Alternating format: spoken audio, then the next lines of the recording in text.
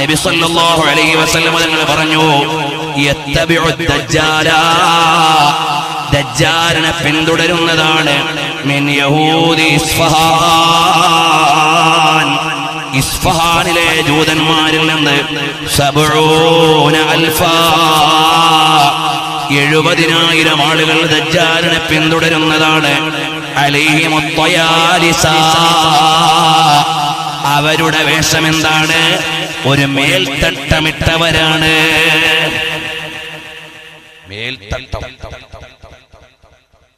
എന്ന് പറഞ്ഞാൽ ഒരു മുണ്ടെടുത്ത് തലയ്ക്ക് ഇങ്ങനെ രണ്ട് സൈഡിലോട്ടും ചായച്ചിടുക, തട്ടമിട്ട് നടക്കുക.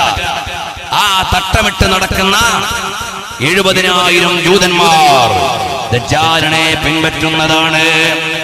അതാ തയാരിസത്തു നൗഉം മിനൽ ലിബാസി, അതൊരു തരം വസ്ത്രമാണ്. യുൽബസു അലർ റഅസി, തലയുടെ മേലെ ഇടുന്നതാണ്. വയുസ്ദലു അലാ ബഖിയത്തിൽ ബദനി, രണ്ട് ഭാഗത്തേക്കും ഇങ്ങനെ തൂക്കിയിടുന്നതാണ്.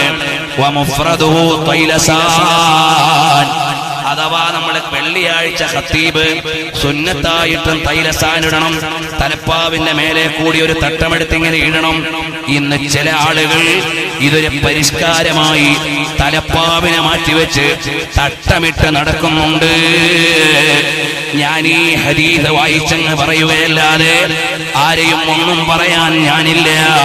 പക്ഷേ ഒരു കാര്യമുണ്ട്, നബി സല്ലല്ലാഹു അലൈഹി വസല്ലം തങ്ങൾ പറഞ്ഞ ജൂതന്മാരുടെ, ദജ്ജാലിനെ പിൻപറ്റുന്ന ജൂതന്മാരുടെ ലക്ഷണത്തിൽ എണ്ണിയിട്ട് ബഹുമാനപ്പെട്ട അബ്ദുറഹ്മാൻ അൽ ഉറൈഫി അദ്ദേഹത്തിന്റെ അന്ത്യനാടിനെ പരിചയപ്പെടുത്തുന്ന ഗ്രന്ഥമുണ്ട്.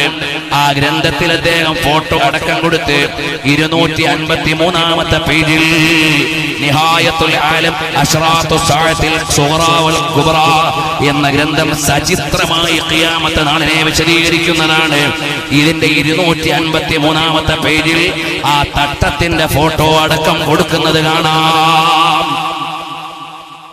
ഇന്ന് ചില ആളുകൾ, ചില കുട്ടികളൊക്കെ ചിലപ്പോൾ അറിയാതെ എന്ന് വിചാരിച്ച് തട്ടട്ടോരാരും ജൂതാനെന്ന് വിളിക്കരുത്. അത് ഇതുകൊണ്ട് ഉദ്ദേശിച്ചിട്ടില്ല, ഞാൻ പറഞ്ഞിട്ടില്ല. മറിച്ച് നമ്മൾ അറിയാതെ അത്തരം സംസ്കാരത്തിലേക്ക് പോകാൻ പാടില്ല. കാര്യത്തിന്റെ ഗൗരവം അറിയാതെ വീഴാൻ പാടില്ല. ഞാൻ ഈ പറയുന്നത് ഇറാനിന്റെ ഫോട്ടോയും ആ ഇടുന്ന തട്ടത്തിന്റെ ചിത്രവും ഇതാ ഉറൈഫി അദ്ദേഹത്തിന്റെ ഗ്രന്ഥത്തിൽ, മുഹമ്മദ് ബിൻ അബ്ദുറഹ്മാൻ ഉറൈഫി അദ്ദേഹത്തിന്റെ ഗ്രന്ഥത്തിൽ കൊടുത്തിരിക്കുന്ന ചിത്രം നിങ്ങൾക്ക് കാണാം. ഇതുപോലെ ആളുകൾ പല സംസ്കാരത്തിലേക്കും പോവാണ്. നബി സല്ലല്ലാഹു അലൈഹി വസല്ലം തങ്ങൾ പറഞ്ഞില്ലേ, യതത്തബിഅന്ന സനലല്ലദീന മിൻ ഖബലികും ശിബ്റൻ ബിശിബ്തിറാ, മുഴത്തോട് മുഴം, ചാണോട് ചാൺ ജൂതന്മാരെയും ക്രിസ്ത്യാനികളെയും പിൻപറ്റുന്ന ഒരു ജനത വരും. മഅദല്ലാഹ്, അല്ലാഹു നമ്മളെ കാത്തുരക്ഷിക്കട്ടെ. അപ്പൊ നമ്മൾ സൂക്ഷിക്കണം. ചില ആളുകൾ തലപ്പാവ് തട്ടിക്കളഞ്ഞിട്ടാണ്, തലപ്പാവിനെ മാറ്റിവെച്ചുകൊണ്ട് ഇത്തരം വേഷത്തിലേക്ക് മാറുന്ന ആളുകളുണ്ട്. അങ്ങനെ അതിൽ പെട്ടുപോകാൻ പാടില്ല. മുത്തഅല്ലിമീങ്ങളോട് പ്രത്യേകം പറയുകയാണ്, വേണ്ടുന്നതാ പുരുഷന് തലയിൽ കെട്ട്, അവനത് കിരീടം എന്നലിയെ തൊട്ട്, കെട്ടുന്നതും നിന്നിട്ട് തന്നാകേണ്ടതാ, ഇരുന്നിട്ട് ചെയ്തുനാലി കെട്ടാത്തതാ. നബിക്കുള്ള തൃക്കൈ കൊണ്ട് തലയിൽ കെട്ട്, കെട്ടിക്കൊടുത്തിട്ടലിയ ഖൈബറിൽ വിട്ട്, അതിനാൽ ഫത്ഹുണ്ടായതും അറിവുള്ളതാ, ത്വബറാനി തന്നെ റിവായത്തും ഇത് ചെയ്തതാ. ഇതുപോലെ തുഹഫയിലുണ്ട് 2-ാം ഭാഗമിൽ 475 പേജ് അവസാനമിൽ. ഇങ്ങനെ നബി സല്ലല്ലാഹു അലൈഹി വസല്ലം തങ്ങൾ തലപ്പാവിന് നൽകിയ മഹത്വവും അതിനുവേണ്ടി കൊടുത്തിട്ടുള്ള ബഹുമാനവുമെല്ലാം ബഹുമാനപ്പെട്ട തഴവ ഉസ്താദ് വളരെ മനോഹരമായി എഴുതിയിട്ടുണ്ട് അവിടുത്തെ മവാഹിബിൽ. പ്രിയമുള്ള മുത്തഅല്ലിമീങ്ങളെ, നിങ്ങളത് വായിച്ചു നോക്കണം. നമ്മുടെ ജീവിതത്തിൽ അത്തരം നല്ല നല്ല ചര്യകളാണ് വരേണ്ടത്. ഏതെങ്കിലും ചില പരിഷ്കാരങ്ങളുടെ പിന്നാലെ പോയി സുന്നത്തിനെ മറക്കാൻ പാടില്ല. അല്ലാഹുവിന്റെ ദീനിന്റെ ചിഹ്നങ്ങളെ മറക്കാൻ പാടില്ല.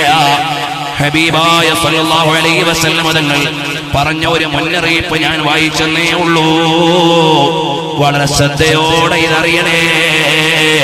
അനസ് ബിൻ മാലിക് തങ്ങളിൽ നിന്നുള്ള നിവേദനമാണ്.